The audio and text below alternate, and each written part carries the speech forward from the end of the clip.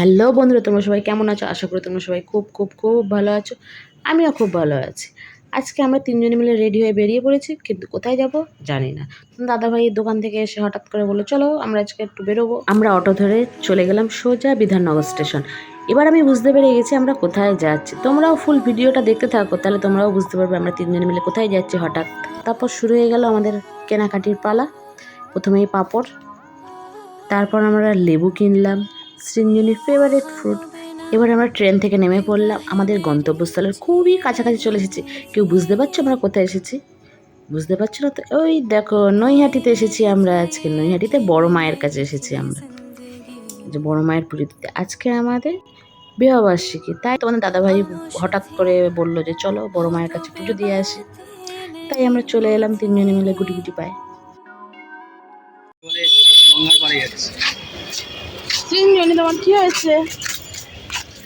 কোলে নিলে ভালো হয়। সৃঞ্জনী এখন কোলে উঠবে বলে বায়না করছে। আমাদের পুজো দেওয়া কমপ্লিট।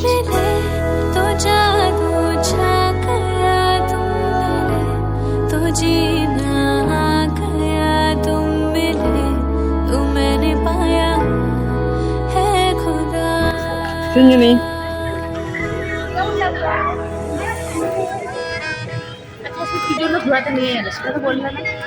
আজকে আমাদের 5th অ্যানিভার্সারি, সেই জন্য হ্যাপি অ্যানিভার্সারি।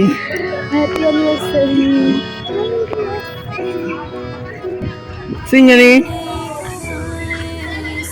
ভালো লেগেছে তো?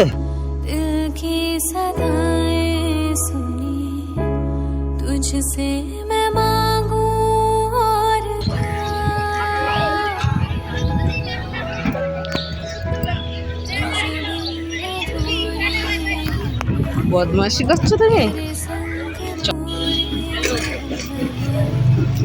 অনেকটা বেলা হয়ে গেছিল, আমাদের খুব জোর খিদে পেয়ে গেল, তাই আমরা একটু আলু কাবলি খেয়ে নিলাম। এরপর আমরা সোজা চলে গেলাম রাজ কেবিনে।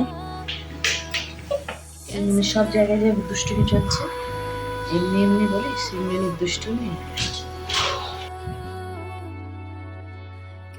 তারপর এখানে তোমাদের দাদাকে রাজ কেবিনের একটা মালিক, কোন মালিকটা দেখাচ্ছিল সেটা মনে নেই, তবে একটা মালিক দেখাচ্ছিল। এখানে আমাদের একটা ব্রাঞ্চ আছে, সেই করে দেখাচ্ছিল। তারপর আমাদের কমপ্লিট দেখা টাকা নিয়ে আমরা চলে যাচ্ছি। এখন নেমেই দেখছি ফুচকা স্টলগুলো নৈহাটিতে সব থেকে বিখ্যাত, দেখেই তো জিভে জল চলে আসছিল। আমাদের ঘোরা কমপ্লিট হয়ে গেছে, এবার আমরা বাড়ি যাচ্ছি।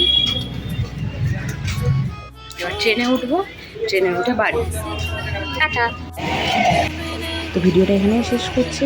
ভালো লাগলে একটা লাইক করে দিও, কমেন্ট করে জানিও কেমন হয়েছে।